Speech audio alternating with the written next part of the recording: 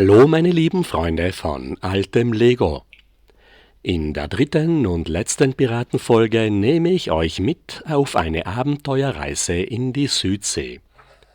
Aus den vielen beliebten Piratensets habe ich mir die exotische Tropenlagune 6278 von 1994 ausgewählt. Es ist ein farbenfrohes, exotisches Abenteuerthema, das mir persönlich besonders gut gefällt. Als Einleitung erzähle ich euch meine kleine erfundene Geschichte. Auf der Suche nach dem sagenumwobenen Schatz verschlägt es unseren alten Captain Rotbart in die Südsee. Er erleidet Schiffbruch, verliert sein Schiff und kann sich nur mit seinem Bootsmann retten. Auf einer kleinen Schaluppe machen sich die zwei Piraten weiter auf die Suche nach dem Schatz. Offiziell hingegen handelt es sich hier um den abtrünnigen Piratenkapitän Eisenhaken. Captain Eisenhaken und sein Bootsmann Darwin fahren mit ihrer Schaluppe in die Lagune der verzauberten Tropeninsel und sie finden in einer gut getarnten Felsenhöhle die Kiste mit dem sagenhaften Goldschatz. Die Freude über den Fund dauert nur sehr kurz, denn nach der Reihe kommen Inselbewohner aus dem Unterholz hervor und nehmen die Piraten gefangen. Angeführt werden die Insulaner von König Kahuka, einem Freund von Admiral Broadside. Die Eingeborenen sperren den Bootsmann in das Gefängnis im Steinriesen. Wahrscheinlich soll er der Statue Leben einhauchen, vielleicht kann man den Kopf und die Arme von innen bewegen. Als ihm eine hübsche Insulanerin das Essen bringt, macht er ihr zuerst schöne Augen und bei dieser Gelegenheit macht er sich dann auch gleich aus dem Staub. Mit Captain Ironhook hat König Kahuka etwas anderes vor. Die Inselbewohner sehen in ihm einen Gott. Die Insulaner bewirten ihn reichhaltig, die bezaubernden Südseeschönheiten umschwärmen ihn und die Eingeborenen tragen ihn mit einer Sänfte über die Insel. Sie wollen ihn aber nicht kochen und aufessen, dafür wäre der kleine Topf auf der Feuerstelle viel zu winzig. Als die Eingeborenen Captain Ironhook auf der Sänfte hoch oben über der Klippe über die Hängebrücke tragen, beginnt die Hängebrücke sehr gefährlich hin und her zu schwanken. Und mehr durch Glück als durch Zufall stürzt Captain Ironhook von seiner Sänfte und macht einen weiten Acapulco-Sprung hinunter und fällt in das warme Wasser der Lagune. Dort lauert aber auch schon eine weitere Gefahr auf den Pechvogel. Das Krokodil schnappt nach ihm und erwischt zum Glück nur das Holzbein. Vom Ufer springt schon der Bootsmann Darwin herbei, der Captain Ironhook vom Krokodil befreit.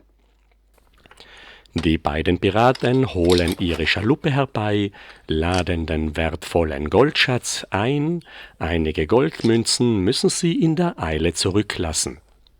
Sie springen ins Boot, setzen die Segel und fliehen von der verzauberten Insel mit den unfreundlichen Eingeborenen.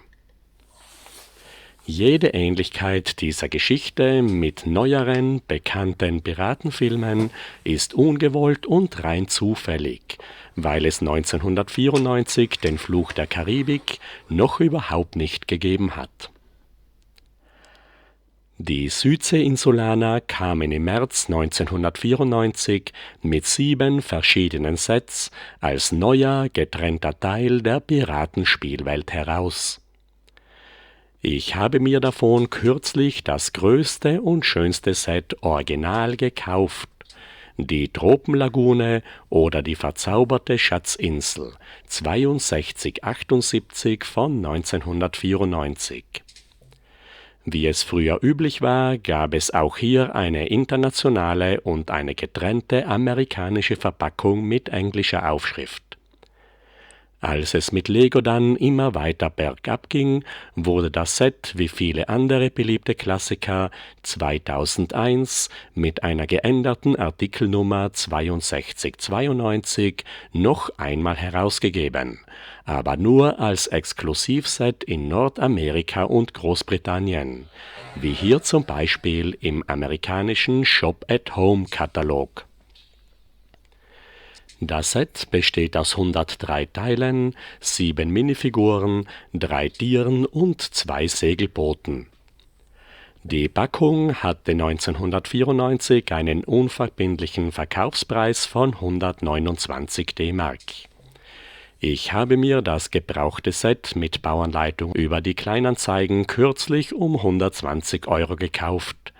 Es liegt also alles im normalen Preisbereich. Die Bauanleitung ist ein DIN A4-Heft mit Klebebindung.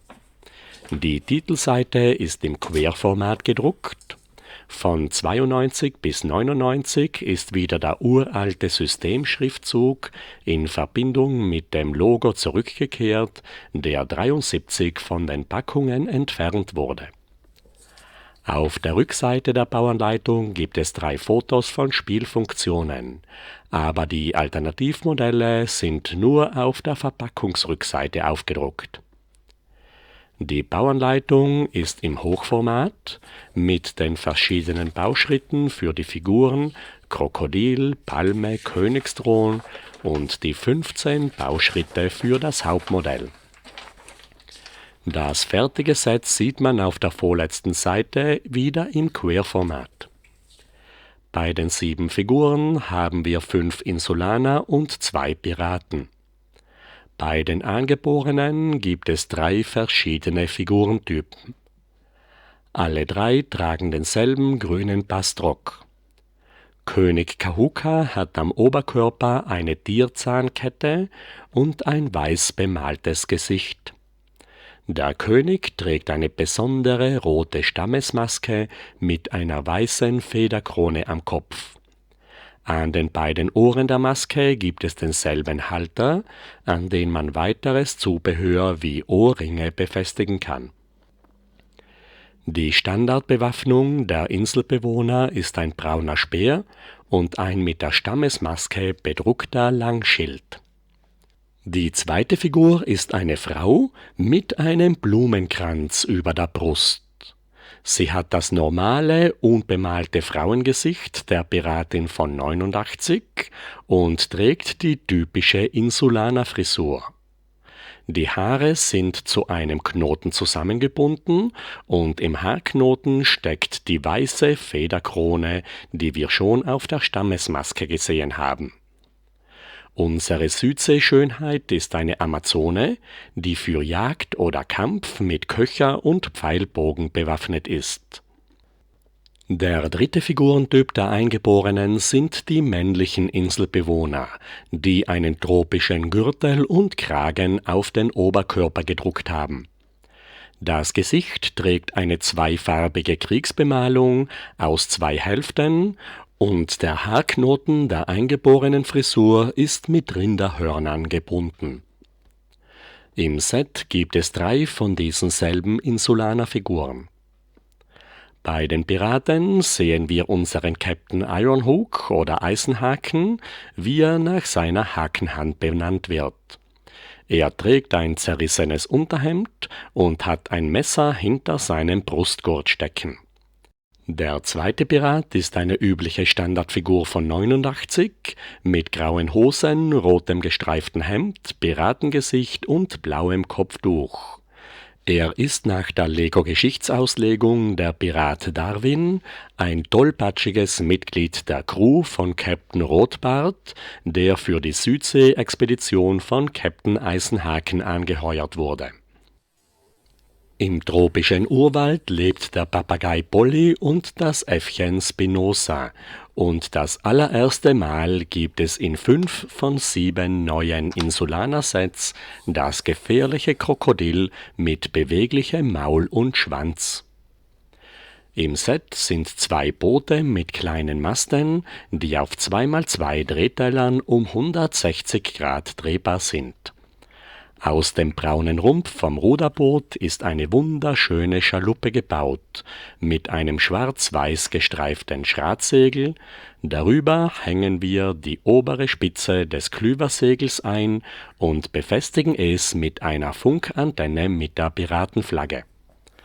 Als Klüverbaum verwenden wir eine schwarze Turnierlanze, die wir in die unteren beiden Löcher des Klüversegels einfädeln und mit dem Handgriff in das Bugspriet des Ruderboots einstecken.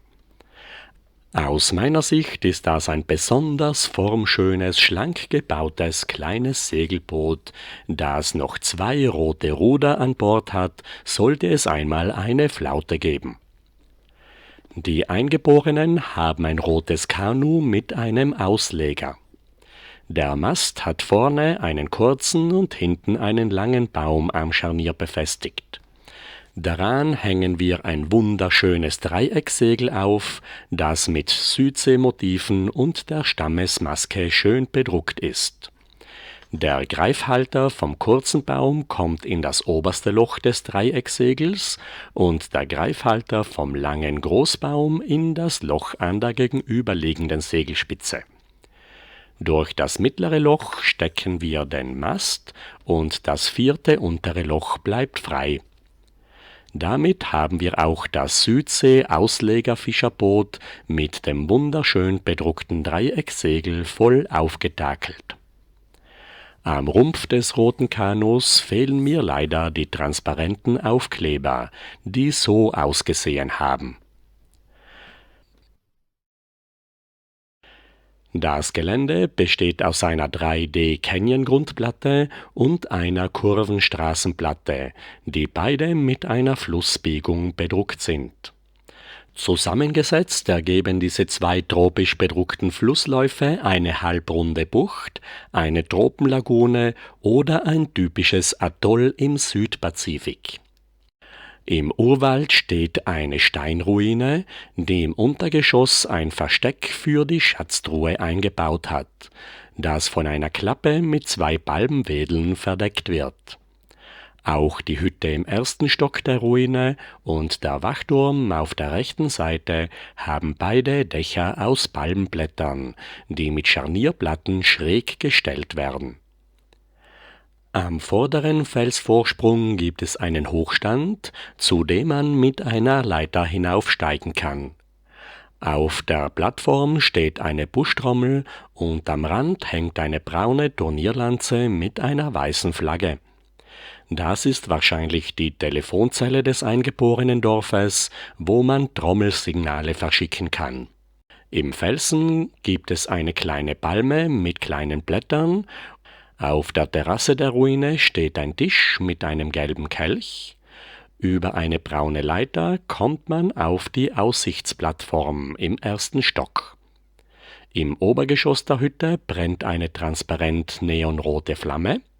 Von der Felsenruine führt eine braune Hängebrücke zum Wachturm. Die Hängebrücke ist drehbar gelagert. Wenn man den Stecker aus einer Technikachse herauszieht, dann beginnt die Hängebrücke lebensgefährlich zu schwanken.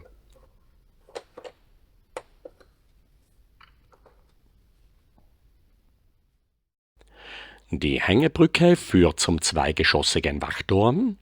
An der Seite führen 2 braune Leitern hinauf. Im unteren Teil des Wachturms haben wir noch ein bedrucktes Eckelement als Teil der Felsenruine. Im Obergeschoss des Wachturms hängen auf der rechten Seite 2 Speere und ein Schild. Die Bogenschützin überquert gerade die abenteuerliche Hängebrücke, die sehr stark hin und her schwankt. Die Dachgiebel sind auf beiden Seiten mit Rinderhörnern verziert. Das auffälligste Teil auf der ganzen Insel ist die große Steinstatue, die denselben wunderschön gebauten Kopf trägt wie das Set 6262 mit König Kahukas Thron. Der Kopf der Statue ist um 360 Grad drehbar und auch die beiden Arme aus 3x3 Deckelementen mit 2 Flammen in den Händen kann man nach vorne und nach hinten biegen. Die Statue ist aber keine typische Steinfigur von einer Südseeinsel, sondern es ist eine Dschungelruine mit einem eingebauten Gefängnis. Die Vorderwand besteht aus einem unbedruckten und aus dem dritten bedruckten Eckwandelement. Vorne und hinten haben wir einen gebogenen Stiegenaufgang und auf der Rückseite gibt es eine große, aus Steinen gebaute Gittertür zum Aufmachen. Innen sehen wir die Ein-Mann-Gefängniszelle. Hinten rechts steht die große Palme. Vor der Statue steckt eine Art Totempfahl oder Strumpfkopf in einem Busch aus einer Turnierlanze mit Rinderhörnern an der Spitze. In der Lagune fährt ein Insulaner mit dem Auslegerboot zum Fischen aus. Am schönen Dreiecksegel ist die Stammesmaske zwischen Südseemotiven aufgedruckt. Der Eingeborene steuert das Boot mit einem Ruder. Auf der Insel gibt es eine Feuerstelle mit einem kleinen Kochtopf und über die ganze Insel herrscht der mächtige König Kahuka. Er steht mit seiner furchteinflößenden Stammesmaske stolz auf seinem Thron und lässt sich besonders eindrucksvoll am Rücken des Krokodils durch die Lagune tragen. Der Thron hat vorne und hinten Handgriffe und der König kann sich auch mit einer Sänfte von 2 Insulanern herumtragen lassen. Er setzt sich jetzt gemütlich auf seinen Thron hin, das ist jetzt natürlich viel weniger eindrucksvoll als aufrecht stehend auf dem Rücken des Krokodils. Die Tropenlagune wird in den USA als verzauberte Schatzinsel und in Großbritannien als Indigo-Insel bezeichnet. Es ist ein malerisches, exotisches, farbenfrohes Abenteuerspielset auf 2 wunderschön bedruckten tropischen Lagunengrundplatten. Auf der 3D-Grundplatte haben wir eine Dschungelruine mit einer Hängebrücke, eine Steinstatue mit Gefängnis und 2 wunderschönen kleinen Segelbooten.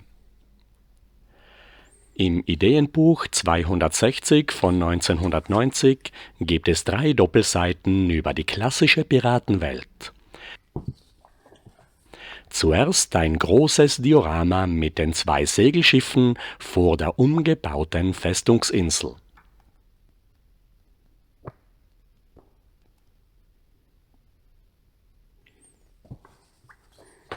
Auf der zweiten Doppelseite gibt es einen Bauplan für ein kleines Segelboot, das man aus einem kleinen Ruderboot bauen kann. Beachtet hier bitte, dass damals schon die Segel aus Platten gebaut waren, genauso wie beim heutigen Creator-Set. Und auf der dritten Doppelseite gibt es einen Bauplan für eine kleine Festung auf einer kleinen Inselplatte.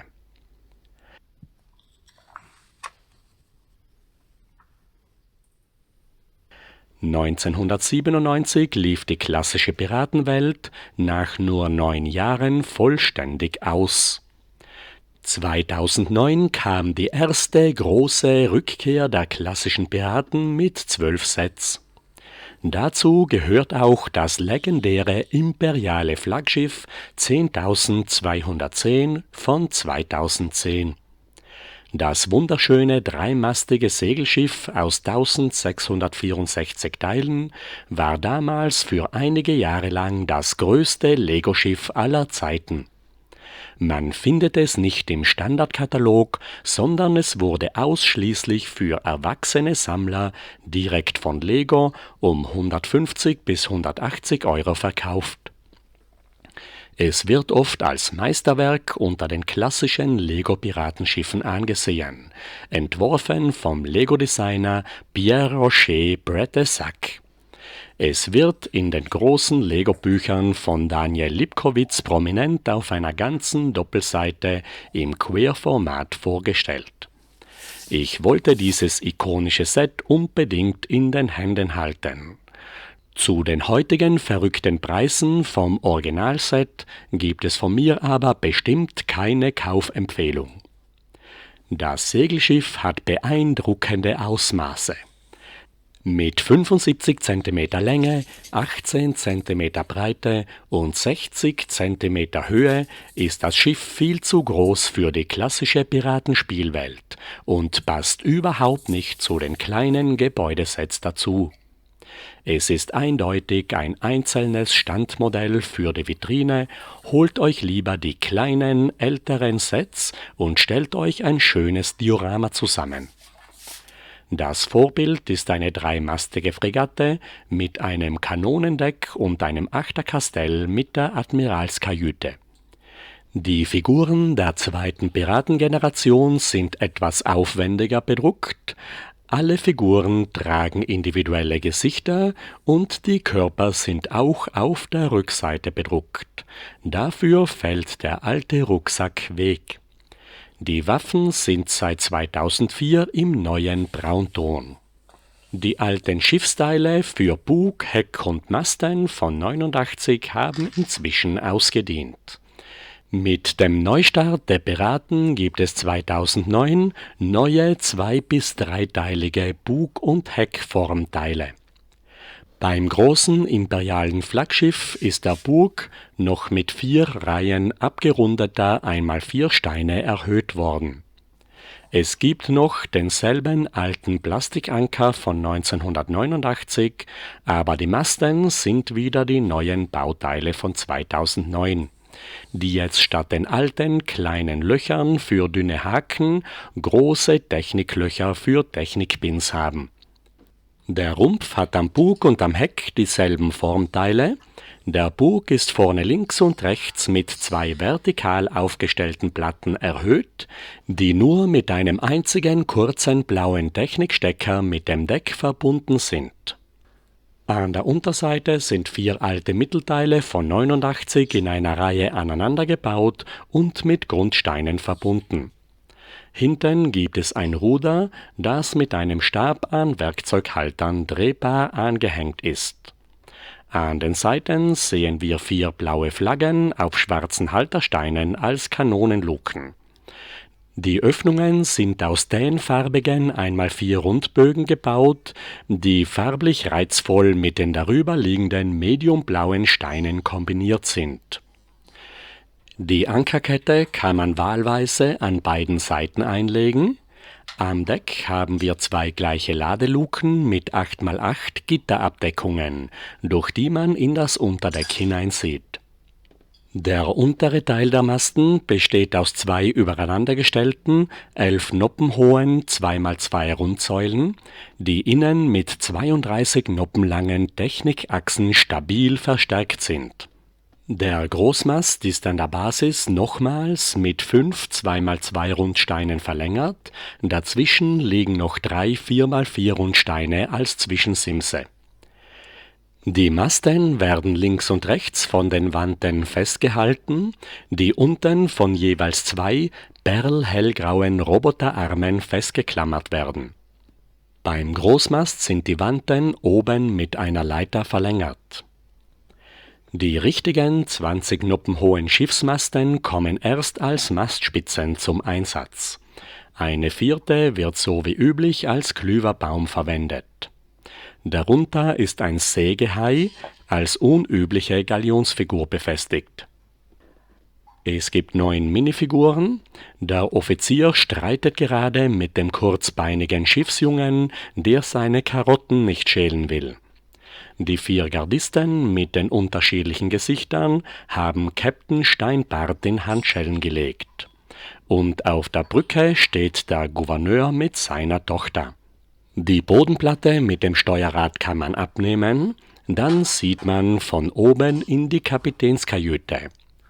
Vom Deck führen 2 Rundbogentüren herein, dazwischen gibt es einen Schubladenschrank mit einer Seekarte, links eine Schatztruhe und hinten am Heck eine wunderbare Orgel. Das Achterkastell mit dem Mitzenmast und der hinteren Ladeluke kann man abnehmen. Wir sehen nochmals in die Kajüte, am Heck sind 3 Schiffslaternen, es gibt keine Heckflagge. An den Masten sind die Reihen für die Segel aus unzähligen 2 Noppen langen braunen Technikverbindern mit 3 Noppen langen hellgrauen Technikachsen zusammengesteckt. An den Enden hängt man die Segel ein und befestigt sie mit braunen 1x1 Koni. Im Unterdeck gibt es achtern die Schiffsküche, über dem Feuer dreht sich ein Brathähnchen am Grillspieß und am Küchentisch ist eine Karotte eingespannt. Hinter der Tür hängen links und rechts an der Wand eine Pfanne, ein Topf und 2 Messer. Den vorderen Deckteil mit Fock und Großmast und der vorderen Ladeluke kann man genauso abnehmen. Das Bugspriet mit dem Klüversegel bleibt fest mit dem Rumpf verbunden. Das Kanonendeck hat 8 Luken, aber nur 4 Kanonen auf einer Seite. Das schaut irgendwie wie eine Sparmaßnahme aus, weil alle Führungen für alle 8 Kanonen vollständig eingebaut sind. Es gibt 2 weiße Kisten für die Munition und 2 Stopfer. Am Bug ist eine verschließbare Gefängniszelle eingebaut, in die eine Ratte eingesperrt ist. In der Mitte sehen wir die Ankerwinde, mit der man die dunkelgraue Ankerkette mit 21 Kettengliedern aufwickeln kann. Der Rumpf selbst ist insgesamt sehr stabil gebaut, aber als Erwachsenenmodell gibt es überall viele eingebaute Teile, mit denen man sehr vorsichtig umgehen muss, weil sie leicht abgehen. Der labyrinthartige Aufbau des Rumpfes mit den aufgesetzten Deckteilen zum Abnehmen erinnert irgendwie an die Modulhäuser. Es ist auf jeden Fall kein Spielset. Für mich ist dieses Schiff ein schönes Abenteuer und eine schöne Erfahrung, aber persönlich kann ich eigentlich diesen alleinstehenden großen Standmodellen nicht viel abgewinnen, weil sie nicht in die klassischen Minifiguren-Spielwelten hineinpassen. Das imperiale Flaggschiff ist schon längst zu einer Ikone geworden, die es in die Reihe der legendären Klassiker geschafft hat. Damit ist das legendäre imperiale Flaggschiff das letzte ausgewählte Set, das ich euch von der Piratenwelt zeigen wollte. Wir haben jetzt auch die 2. Staffel von Lego abgeschlossen. In der ersten Staffel habe ich euch vor einem Jahr die Entwicklung der Legoland-Stadt gezeigt. Vom antiken Stadtplan von 54 über das erste Legoland von 69 mit den allerersten Minifiguren von 75 bis zu den beweglichen Minifiguren von 78. In der 2. Staffel haben wir uns dann gemeinsam ausgesuchte legendäre Sets und begehrte Spielwelten der 80er Jahre von der grauen Eisenbahn bis zu den Piraten zusammengestellt und aufgebaut. Damit ist aber unsere Entdeckungsreise mit Lego noch nicht zu Ende. In der 3. Staffel werden wir das Lego-Thema gemütlich ausklingen lassen. Ich stelle euch nämlich eine Reihe von Projekten vor, mit denen ich in den vergangenen 20 Jahren einmal begonnen habe und an denen ich abwechselnd immer wieder etwas weiterarbeite. Am nächsten Freitag kommt die einzige Folge über Lego-Technik. Und wer meint, dass jetzt noch überschüssiger Krempel kommt, der kann sich auf ganz große, beliebte, neuere Themenwelten freuen, wie den Krieg der Sterne, Harry Potter oder Formel 1. Für heute bedanke ich mich jedenfalls bei euch allen, dass ihr zugesehen habt und wünsche euch noch ein wunderschönes Wochenende. Auf Wiedersehen.